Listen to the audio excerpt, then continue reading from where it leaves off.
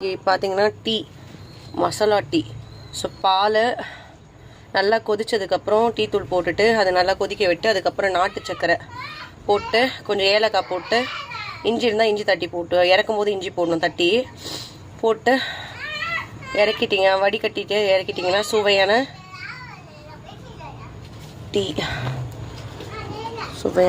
Tea உங்களுக்கு ready ஆகிடும் friends. So மறக்காமல் எப்படி இருக்குது பாருங்கள், கொதிச்சு வருதா மேலே, இந்த மாதிரி நல்லா பொங்கணும்னு ஒரு 2 நிமிஷம் விடணும், சிம்மில் வைக்கணும். இப்போ ஸோ இந்த கிளைமேட்டுக்கு இந்த இஞ்சி ஏலக்காய் டீ போட்டு குடிச்சிங்கன்னா அவங்க தொண்டை கட்டிக்கிறது, தொண்டை அந்த இது த்ரோட் இன்ஃபெக்ஷன், த்ரோட் பெயின், இதெல்லாமே கோல்டு எல்லாமே கொஞ்சம் ரிலீஃப் ஆகும்.